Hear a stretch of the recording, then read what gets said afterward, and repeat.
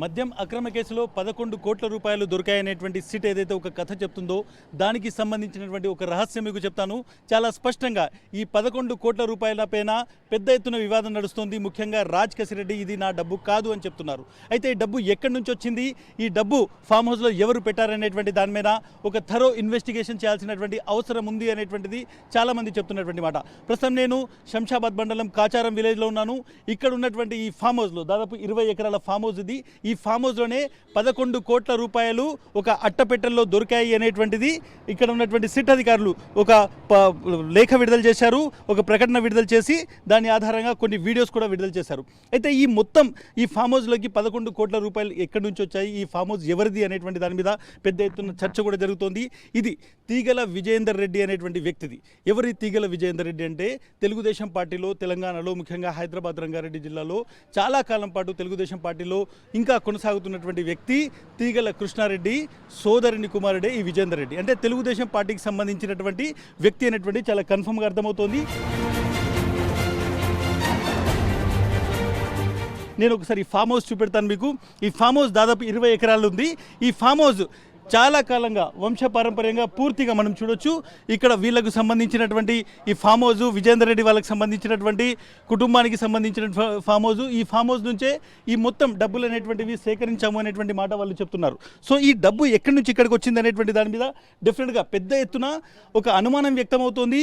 ఈ డబ్బు నాది కాదు, ఈ డబ్బుకు సంబంధించినటువంటి మొత్తం ఒక ఎంక్వైరీ చేయించాలి అనేటువంటిది ఎవరైతే రాజ్ కసిరెడ్డి కోర్టులో వేశారు. కోర్టు కూడా చాలా స్పష్టంగా దానికి సంబంధించి ముఖ్యంగా ఆ నోట్లు ఏ బ్యాంకు నుంచి ట్రాన్సాక్ట్ చేశారు, ఏ బ్యాంకు నుంచి ఆ నోట్లు అనేటువంటివి రిలీజ్ అయ్యాయి అనేటువంటిది దాన్ని వెరిఫై చేయాలి. దాని వీడియోలు అదేవిధంగా దాని బ్యాచ్ నెంబర్లను పూర్తిగా తీసుకొచ్చి దానికి సంబంధించినటువంటి ఆ బ్యాచ్ నెంబర్లు ఎక్కడ ఉన్నాయో ఆ బ్యాచ్ నెంబర్లను కూడా భద్రపరచాలి. ఆ డబ్బు అనేటువంటిది స్టేట్ బ్యాంక్లో పెట్టకూడదు అనేటువంటి ఒక ఆదేశం అనేటువంటిది ఏసీబీ కోర్టు నుంచి వచ్చింది. సో ఈ డబ్బు పైన రాజ్ కసిరెడ్డి ఎక్కడైతే అనుమానాలు వ్యక్తం చేసిండో ఈ డబ్బు ఎక్కడి నుంచి వచ్చింది అనేటువంటి అనుమానం చాలా స్పష్టంగా వ్యక్తం అవుతుంది. చాలా క్లియర్గా ఈ ఫామ్ హౌస్ అనేటువంటిది ఎస్టాబ్లిష్ అయిపోయింది. ఈ ఫామ్ హౌస్ అనేటువంటిది తెలుగుదేశం పార్టీకి సంబంధించినటువంటి సీనియర్ నాయకుడు తీగల కృష్ణారెడ్డికి సంబంధించినటువంటి ఈ మొత్తం ఆయన సోదరుడికి సంబంధించినటువంటిది ఈ ఫామ్ హౌస్ తీగల విజయేందర్ రెడ్డి. నేను ఒకసారి మళ్ళీ మీకు చెప్తాను.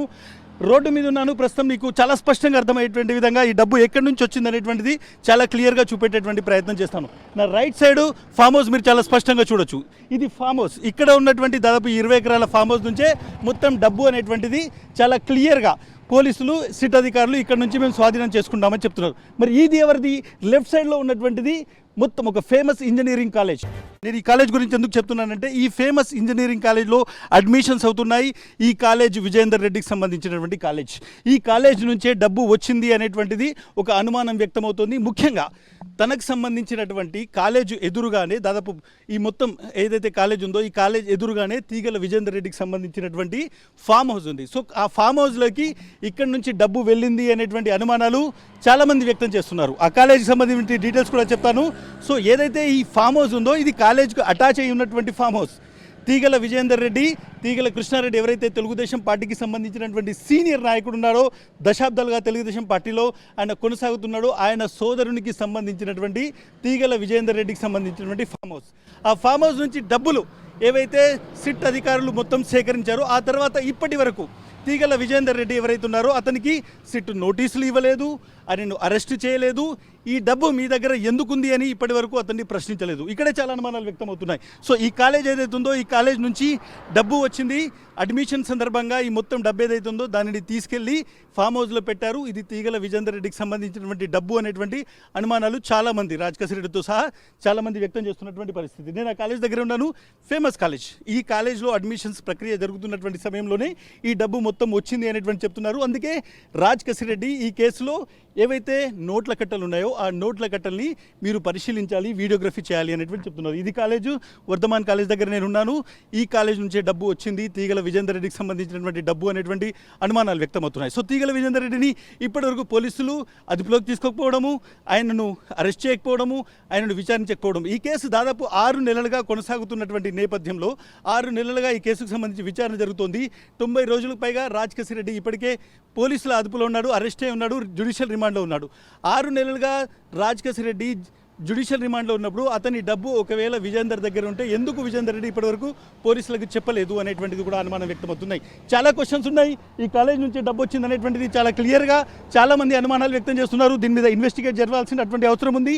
ఇది పూర్తిగా ఒక అవతల మనం చూడొచ్చు, ఏదైతే ఈ విలేజ్ కాచారం కావచ్చు, లేకుంటే శంషాబాద్ నుంచి పూర్తిగా అవుట్స్కట్లో ఉన్నటువంటి విలేజ్, సీసీటీవీస్ కూడా కేవలం కాలేజ్కు సంబంధించినవి ఉన్నాయి. బయట ఎక్కడ కూడా సీసీటీవీ కనబడట్లేదు. సో తెలుగుదేశం పార్టీ నాయకుడికి సంబంధించినటువంటి బంధువు ఇంట్లో మొత్తం డబ్బులు దొరికాయి, మొత్తం ఈ డ్రామా అంతా తెలుగుదేశం పార్టీ నడిపిస్తుంది అనేటువంటి అనుమానాలు వ్యక్తమవుతున్నటువంటి నేపథ్యంలో ఈ డబ్బు ఎక్కడి నుంచి వచ్చింది అనేటువంటిది ఇన్వెస్టిగేట్ చేయాల్సినటువంటి అవసరం అయితే కనబడుతుంది. చాలా స్టోరీ ఉంది దీని వెనకాల. నేను దాన్ని కూడా మీకు రివీల్ చేసేటువంటి ప్రయత్నం చేస్తాను.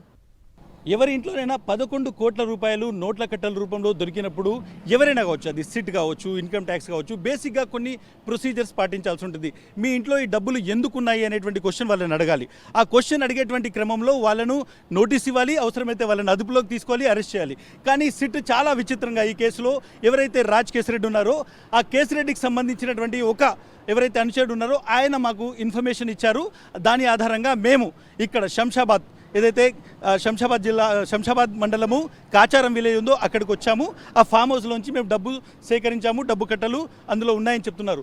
ఎవరి పేరు మీద అయితే ఆ మొత్తం ఫామ్ హౌస్ ఉందో ఆ తీగల విజేందర్ రెడ్డిని ఇప్పటి వరకు ఎందుకు అరెస్ట్ చేయలేదు అనేటువంటి చాలా క్లియర్గా అవుతుంది. వర్ధమాన్ కాలేజ్ కూడా వాళ్ళదే, ఇది ఫేమస్ కాలేజు. ఈ కాలేజీ నుంచే డబ్బు మొత్తము 11 కోట్ల రూపాయలు అక్కడ పెట్టారని చెప్తున్నారు.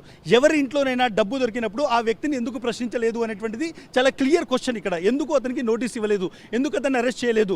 ఒకవేళ నిజంగానే జూలై 2024 నుంచి ఆ డబ్బు మొత్తం కూడా ఎవరైతే తీగల విజేందర్ రెడ్డి ఉన్నారో ఇదే ఫామ్ హౌస్లో ఉంటే ఆయన తన దగ్గర అంత డబ్బు ఎందుకు పెట్టుకున్నాడు, అది క్యాష్ రూపంలో? ఒకవేళ రాజ్ కేసిరెడ్డిదే అయితే ఈ డబ్బు నా దగ్గర ఉంది అని ఎందుకు పోలీసులకు ఇన్ఫర్మేషన్ ఇవ్వలేదు? Basic question. ఎవరి దగ్గరైనా ఇంట్లో 11 కోట్ల రూపాయలు వేరే వ్యక్తి పెట్టినప్పుడు, ఆ వ్యక్తి ఒక కేసులో అరెస్ట్ అయినప్పుడు ఆ వ్యక్తికి సంబంధించినటువంటి సమాచారాన్ని ఖచ్చితంగా పోలీసులకు ఇచ్చేటువంటి ఒక బాధ్యత ఉంటుంది. తీగల విజేందర్ రెడ్డి ఒక పెద్ద బిజినెస్ మ్యాన్, చాలా వ్యాపారాలు ఉన్నాయి, కోట్ల రూపాయల లావాదేవీలు కొనసాగుతుంటాయి. అటువంటి వ్యక్తికి క్యాష్ అనేటువంటిది పెట్టుకున్నప్పుడు దానికి జవాబుదారీ ఇవ్వాలనేటువంటి ఒక బేసిక్ క్వశ్చన్ తెలుసు. అయినప్పటికీ ఆయన ఎందుకు ఈ 11 కోట్ల రూపాయలకు సంబంధించినటువంటి ఇన్ఫర్మేషన్ పోలీసులకు ఇవ్వలేదు? ఇవ్వని సమక్షంలో అతను కూడా ఇందులో భాగస్వామి అవుతారు. ఎందుకు విజేందర్ రెడ్డిని ప్రశ్నించలేదు? ఎందుకు ఆయనను పోలీసులు తీసుకెళ్లలేదు? ఎందుకు సిట్ విచారించలేదు? ఒక కాలేజీని నడుపుతున్నటువంటి వ్యక్తి, బాధ్యతాయుతమైనటువంటి పొజిషన్లో ఉన్నటువంటి వ్యక్తి ఎందుకు దీని మీద స్పందించలేదు అనేటువంటిది బేసిక్ క్వశ్చన్. తెలుగుదేశం పార్టీకి సంబంధించినటువంటి నారా చంద్రబాబు నాయుడు, లోకేష్తో చాలా సన్నిహితంగా ఉన్నటువంటి తీగల కృష్ణారెడ్డి సోదరుడి కుమారుడే విజేందర్ రెడ్డి. కాబట్టి డెఫినెట్గా పొలిటికల్ లింక్స్ చాలా స్పష్టంగా కనబడుతున్నాయి. డబ్బు ఎక్కడి నుంచి జనరేట్ అయింది అనేటువంటి కనబడుతుంది. బట్ ఇప్పుడు సిట్ ఎందుకు ఈ కాలేజీ నుంచే డబ్బు వెళ్ళలేదు, ఈ కాలేజీకి సంబంధించినటువంటి ట్రాన్సాక్షన్స్ మీద ఎందుకు విచారించకూడదు అనేటువంటి క్వశ్చన్ రేజ్ అవుతుంది. దీంతోపాటు కొన్ని కొత్త క్యారెక్టర్స్ని ఇందులో తీసుకొస్తున్నారు. వెంకటేష్ నాయుడు అనేటువంటి ఒక క్యారెక్టర్ని తీసుకొచ్చారు. ఈ వెంకటేష్ నాయుడు అనేటువంటి వ్యక్తికి చెవిరెడ్డి భాస్కర్ రెడ్డితో సంబంధాలు ఉన్నాయి అని చెప్తున్నటువంటి పరిస్థితి. ఈ డబ్బంతా కూడా వెంకటేష్ నాయుడు చూశాడు అని చెప్తున్నారు. దాని వెనుక కూడా చాలా డీటెయిల్స్ బయటకు వస్తున్నాయి. వాటి గురించి కూడా మీకు చెప్పేటువంటి ప్రయత్నం చేస్తాను. 11 కోట్ల రూపాయలు మాకు దొరికాయి, ఈ కేసులో పెద్ద ఎత్తున మాకు డబ్బు స్వాధీనమైంది అనేటువంటి ఒక మాటను కోర్టు లోపల సిట్ అధికారులు చెప్తున్నారు. కానీ 11 కోట్ల రూపాయలు ఎలా వచ్చాయి అనేటువంటి దాని మీద సిట్ చెప్తున్నటువంటి ఏదైతే కథ ఉందో అది మొత్తం పూర్తిగా ఏదైతే వాస్తవానికి విరుద్ధంగా ఉంది అనేటువంటి అనుమానాలు వ్యక్తమవుతున్నాయి. నిజంగానే రాజ్ కేసిరెడ్డికి సంబంధించినటువంటి ఆ డబ్బు విజేందర్ రెడ్డి దగ్గరే ఉంటే విజేందర్ రెడ్డి ఎందుకు దాన్ని పోలీసులకు ఇవ్వలేదు అనేటువంటి ఒక బేసిక్ క్వశ్చన్ రేజ్ అవుతుంది. విజేందర్ రెడ్డి ఎవరు అనేటువంటి వ్యక్తిని నేను పదే ఎందుకు చెప్తున్నాను అంటే, తెలుగుదేశం పార్టీలో దాదాపు 3-4 దశాబ్దాలుగా కొనసాగుతున్నటువంటి ఒక వ్యక్తి తీగల కృష్ణారెడ్డి సోదరుని కుమారుడే ఈ తీగల విజేందర్ రెడ్డి. బిజినెసెస్ ఉన్నాయి, పొలిటికల్ లింక్స్ ఉన్నాయి, చాలా స్పష్టంగా చంద్రబాబు నాయుడుకి, లోకేష్కి దగ్గరగా ఉన్నటువంటి వాళ్ళనేది ఎస్టాబ్లిష్ అవుతుంది. నా వెనకాల ఉన్నటువంటి ఈ వర్ధమాన్ కాలేజ్ ఏదైతే ఉందో ఈ కాలేజీ నుంచి ఆ డబ్బు వచ్చింది అనేటువంటి అనుమానాలు వ్యక్తమవుతున్నాయి. ఇవి అనుమానాలు మాత్రమే, నేను దీన్ని ధృవీకరించట్లేదు. కానీ ఈ అనుమానాలను పూర్తిగా విచారణ చేయాల్సినటువంటి అవసరం ఉంది. ఎందుకు అవసరం ఉంది? ఎందుకు వర్ధమాన్ కాలేజ్ నుంచి వచ్చాయంటే, ఈ కాలేజీగా ఎదురుగా ఉన్నటువంటి ఈ ఫామ్ హౌస్ ఏదైతే కనబడుతుందో మీరు చాలా స్పష్టంగా చూడొచ్చు. ముందున్నటువంటి ఫామ్ హౌస్ను ఏవైతే ఇక్కడ నుంచి డోర్స్ కనబడుతున్నాయో ఇదే ఫామ్ హౌస్ నుంచి పూర్తిగా ఈ డబ్బుల్ని మొత్తము సిట్ అధికారులు ఇక్కడ నుంచి మేము కలెక్ట్ చేశామని చెప్తున్నారు, ఇక్కడ నుంచే తీసుకున్నామని చెప్తున్నారు.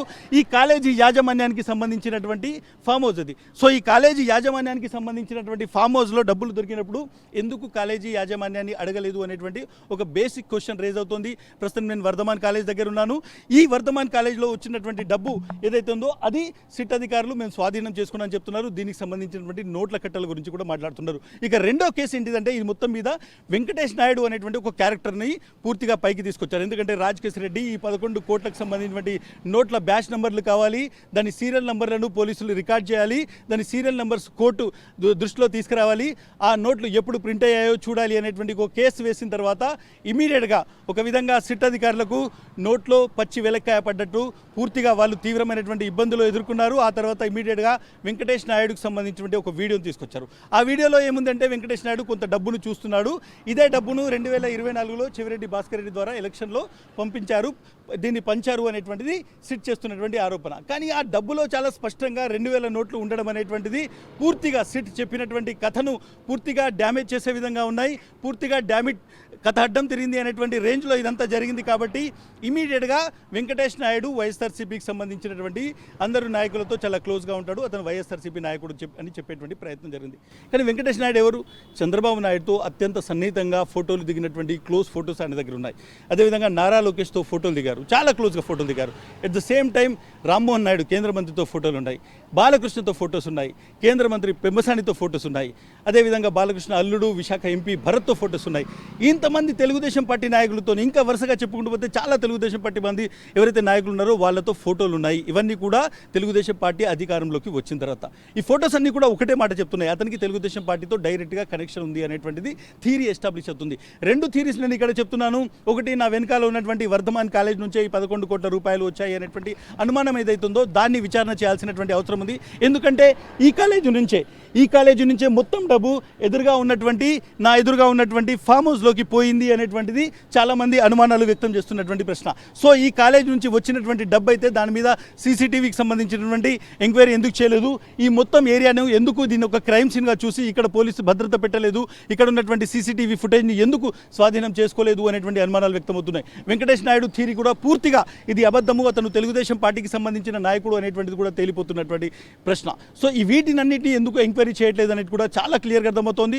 బట్ డెఫినెట్గా ఈ కేసులో చాలా వరకు సిట్ చెప్తున్నటువంటి ప్రకటనల్లో వాస్తవం లేదు అనేటువంటి అనుమానం సామాన్యులకు కూడా కలుగుతోంది. ప్రభుత్వంలో ఉన్నటువంటి పెద్దలు చెప్తున్నటువంటి స్టోరీని కుక్ చేయాల్సినటువంటి అవసరం సిట్కు ఎందుకు వచ్చింది, ఇటువంటి ఒక కాలేజీ నుంచి ఆ డబ్బు వచ్చిందనేటువంటి ఒక బేసిక్ థియరీని ఎందుకు సిట్ పట్టించుకోలేదు, ఒక వ్యక్తి దగ్గర డబ్బు దొరికినప్పుడు అతనికి నోటీస్ ఇచ్చి ఇన్కమ్ ట్యాక్స్ వాళ్ళని పిలిచి ఎందుకు అతని మీద విచారణ చేయలేదు, ఆ డబ్బు క్యాష్ ఎవరింట్లో దొరికిందో ఆ వ్యక్తి ఎందుకు దీనికి బాధ్యుడు కాదు అనేటువంటి థియరీని ఎందుకు తీసుకురాలేదు, ఒక బేసిక్ ఇన్వెస్టిగేషన్ ప్రొసీజర్ను ప్రోటోకాల్ను ఇక్కడ పూర్తిగా సిట్ స్పెషల్ ఇన్వెస్టిగేషన్ టీంకు సంబంధించినటువంటి అధికారులు ఉల్లంఘించారు, ఇది ఇంటెన్షనల్గా జరిగింది అనేటువంటి అనుమానం వ్యక్తమవుతోంది. డెఫినెట్గా ఈ డబ్బులకు సంబంధించినటువంటి రహస్యం వర్ధమాన్ కాలేజీలో ఉంది, ఇక్కడ నుంచి వచ్చినటువంటి డబ్బు ఎందుకు ఇక్కడ ఉన్నటువంటి ఫామ్ హౌస్లకి వెళ్ళింది అనేటువంటి ఒక రహస్యాన్ని ఛేదించాల్సి ఉంది. అప్పుడే ఈ కేసుకు సంబంధించినటువంటి మొత్తం నిజాలు వాస్తవాలు బయటకు వచ్చేటువంటి అవకాశం ఉంది. అప్పటి వరకు ఈ 11 కోట్లు ఎవరి అని తేలే వరకు ఈ కేసు ఉందా లేదా స్కామ్ అనేటువంటిది కూడా అందరికీ తేలిపోయేటువంటి అవకాశం ఉంది. కాబట్టి ఈ 11 కోట్ల లెక్కలోనే నా వెనుకాల ఉన్నటువంటి ఈ ఫామ్ హౌస్లోనే మొత్తం అక్రమ మద్యం కేసు అని ఏదైతే దాన్ని ఒక బ్రాండింగ్ చేస్తున్నారో దానికి సంబంధించినటువంటి రహస్యం ఉంది. ఇప్పటికైనా సిట్ అధికారులు ఇక్కడికి వచ్చి ఈ కాలేజీకి ఆ ఫామ్ హౌస్కి ఈ డబ్బులకు ఈ కాలేజీ యాజమాన్యానికి ఉన్నటువంటి సంబంధాన్ని వెలికి తీస్తారనేటువంటిది ఆశిస్తున్నాము. కానీ సిట్ అధికారులు కేవలం కాక్ అండ్ బుల్ స్టోరీస్ చెప్తున్నారు అనేటువంటి విమర్శలు ఏవైతే ఉన్నాయో అవి రోజు రోజుకు సిట్ ప్రవర్తన ద్వారానే మరింత బలపడుతున్నాయనేటువంటిది కూడా అర్థమవుతోంది. ఒక రాజకీయ మోటివేషన్తో, పొలిటికల్ మోటివేషన్తో, రాజకీయ ప్రేరణతో వచ్చినటువంటి కేసు అనేటువంటిది తీగల కృష్ణారెడ్డి సోదరుని కుమారుడి ఇంట్లో దొరికినటువంటి డబ్బుల ఆధారంగానే తేలిపోతుంది అనేటువంటిది చాలామంది పొలిటికల్ పండిట్స్ చెప్తున్నటువంటి మాట. ఇది ఈ మొత్తం కేసుకు సంబంధించి అసలు అక్రమ లిక్కర్ కేసు అనేటువంటిది ఏదైతే చెప్తున్నారో, మద్యం కేసు ఏదైతే చెప్తున్నారో దానికి సంబంధించినటువంటి వాస్తవం. విలేజ్ క్రాంతితో ఇస్మాయిల్, సాక్షి టీవీ, హైదరాబాద్.